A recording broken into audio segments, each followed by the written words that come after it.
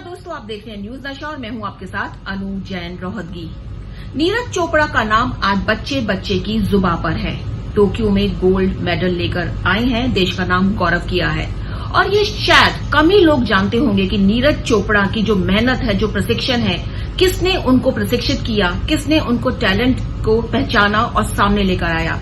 Neeraj Chopra army से हैं, सेना में है नीरज चोपड़ा, और बहुत ही कम उम्र में नीरज चोपड़ा का चयन सेना में कर लिया गया था, क्योंकि सेना के अधिकारियों ने उनका जो टैलेंट है वो पहचान लिया था और उनका चयन किया गया सेना में। उनको प्रशिक्षित किया गया, कड़ी मेहनत उनके साथ की गई, कोचिंग उनकी जबरदस्त की गई और उसी का नतीजा है कि नीरज चोपड़ा ने ओलंपिक में गोल्ड मेडल लिया। और इससे पहले भी कई और जो गेम्स हुए इंटरनेशनल, उसमें नीरज चोपड़ा की परफॉर्मेंस बहुत ज्यादा बेहतर रही है।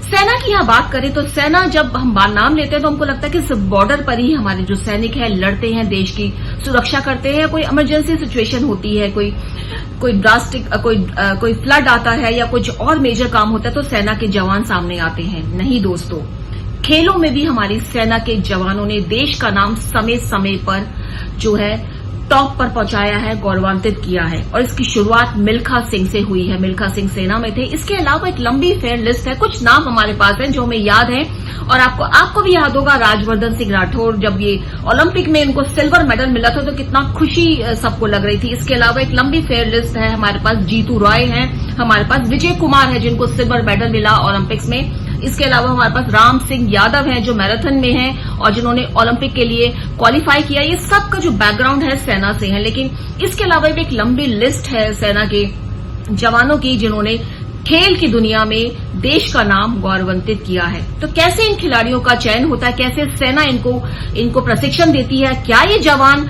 बॉर्डर पर इनकी जरूरत पड़े तो वहां लड़ सकते हैं, तमाम बातों की आज हमने चर्चा की है। हमारे साथ है retired major general SP Sinha sir. Sir, आपका बहुत बहुत स्वागत है न्यूज नशा में। सबसे पहला क्वेश्चन सर यही है कि अगर हम सेना की बात करें तो किस तरह से जो एक खिलाड़ी है उसको सेना पहचानती है, उनको प्रशिक्षण देती है, कैसे उनका चयन होता है और किस तरह से उनको तैयार किया जाता है कि आगे जाकर वो देश को रिप्रेजेंट करें और मेडल लेकर आएं। जिस तरह से भूतकाल में मिल्खा सिंह जी ने और अभी वर्तमान टोक्यो ओलंपिक्स में नीरज चोपड़ा ने हिंदुस्तान के लिए जो ख्याति प्राप्त की है वो बहुत गौरवमान है। देखिए, प्रश्न ये उठता है कि आर्मी किस तरह से ये गेम्स के क्षेत्र में इतनी उपलब्धि कर पाती है। तो इसके दो स्वरूप हैं। जो नॉर्मल गेम्स होता है वो एक बटालियन की बात करें, इन्फेंट्री बटालियन की, तो इंटर कंपनी, उसके बाद इंटर बटालियन ब्रिगेड लेवल पे, फिर इंटर ब्रिगेड डिवीजन लेवल पे, इस तरह से गेम पूरा साल चलता रहता है और उसी में से छाना जाता है कि कौन कौन मेधावी एथलीट्स हैं जो राष्ट्र के लिए अच्छा काम कर सकते हैं, अच्छा नाम ला सकते हैं। सिन्हा सर का कहना है कि दो लेवल पर जो है इन लोगों जो है जवानों का चयन किया जाता है। एक तो इंटरनल जो गेम्स हैं वो हर पूरे साल चलते रहते हैं। और आपको ये जानकर आश्चर्य होगा कि सेना की जो एकेडमीज है वो लगभग 150 के करीब एकेडमीज है। उनमें से बहुत सारी एकेडमीज हैं जहां पर सिर्फ खेलों पर ही ध्यान दिया जाता है। सेना को जो जवान है उसको आर्मी के तमाम प्रशिक्षण दिए जाते हैं, लेकिन कुछ एकेडमीज जो है पूरी तरह से समर्पित होती हैं खेलों के लिए। और जो इंटरनल गेम्स हैं पूरे साल चलते रहते हैं और उसमें जो अच्छे जवान निकल कर आते हैं उनको आगे बढ़ाया जाता है।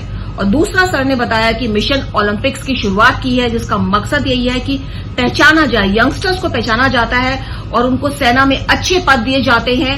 अगर वो खेल की दुनिया में अच्छा कर रहे हैं तो उनको फिर प्रशिक्षित किया जाता है। और नीरज चोपड़ा का एग्जाम्पल बिल्कुल सामने है कि बहुत ही कम उम्र में उनको सिलेक्ट कर लिया गया था सेना में, क्योंकि उनमें हुनर था।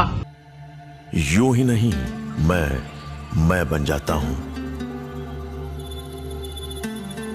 रोज पहले किरण का छोर ढूंढने निकल जाता हूं। धूप छांव दिन रात की परवाह किए बिना पढ़ता जाता हूं।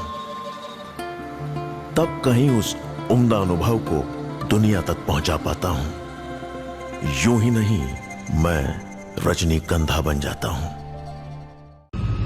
सर, एक तो बात ये हो गई है। तो जब हम बात करते हैं खेलों की, जवानों की, प्रशिक्षण जो है खेल के साथ साथ जो और प्रशिक्षण होता है जवान को, जो ट्रेनिंग होती है, टफ ट्रेनिंग की, बॉर्डर पर अगर जरूरत पड़े तो क्या ये जो जवान है जो खेल की दुनिया में नाम करते हैं, क्या ये बॉर्डर पर जाकर लड़ते भी हैं? क्या इतने प्रशिक्षित होते हैं? दोनों तरह से इनको प्रशिक्षण दिया जाता है। इंडियन आर्मी ने मिशन ओलंपिक्स की सोच की रचना की और उसमें जो नौजवान बच्चे दिखाई पड़ते हैं, जैसे नीरज चोपड़ा को 16 साल में ही आर्मी ने रिक्रूट कर लिया था, तो उन बच्चों को आर्मी में direct JCO junior commission officer के रूप में लिया जाता है या डायरेक्ट लोअर रैंक में भी लिया जा सकता है और उनको फिर स्पेशल खास ट्रेनिंग दी जाती है और तब नीरज चोपड़ा ऐसे लोग निकलते हैं।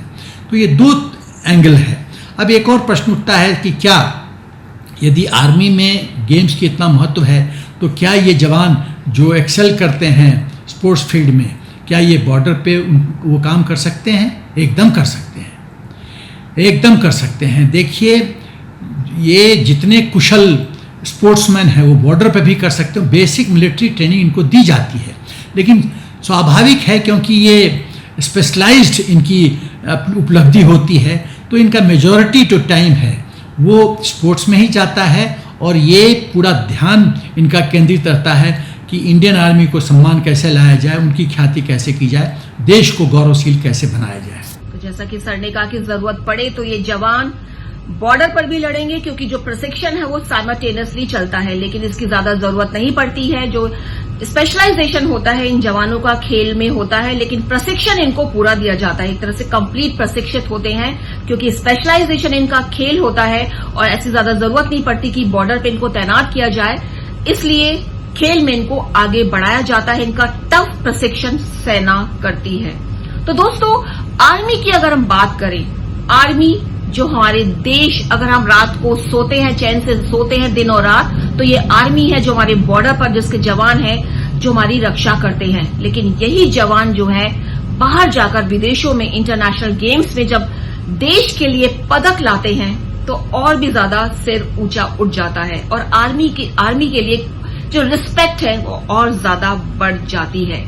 नीरज चोपड़ा ने जो किया उससे आज पूरा देश गौरव में महसूस कर रहा है। इससे पहले हमको पता है कि ओलंपिक में हमको सिर्फ एक बार गोल्ड मेडल मिला था और इस बार नीरज चोपड़ा की वजह से हम जो पदक तालिका में भी है वो 20 छलांग लगाकर जो है आगे पहुंच गए थे। मतलब हमेशा हम आगे चलते थे तो हमने 20 छलांग लगा के हम टॉप जो 50 देश हैं उनकी लिस्ट में शामिल हो गए थे, क्योंकि हमको गोल्ड मिल गया था।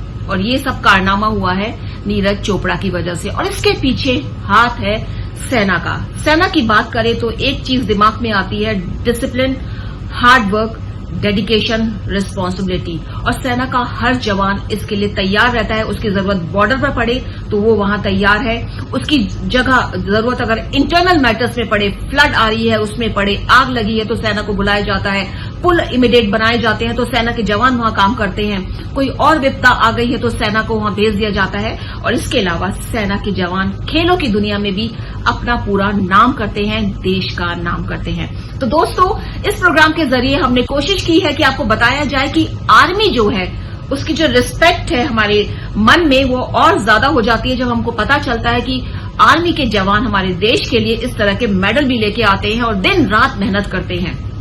कोशिश यही रहती है इस चैनल के जरिए आपको नई नई जानकारी दी जाए, अपडेट इन्फॉर्मेशन दी जाए और एक्सपर्ट्स के माध्यम से आपको बताया जाए। तो दोस्तों, इसलिए बने रहिए हमारे चैनल के साथ, न्यूज नशा के साथ, आदत हर खबर की। और आप हमसे जुड़े रहने के लिए सब्सक्राइब करें YouTube पर, फॉलो करें Twitter पर और लाइक करें Facebook पर। और ज्यादा जानकारी के लिए न्यूज नशा की वेबसाइट पर जाएं। आपको टाइप करना होगा सिर्फ न्यूज नशा।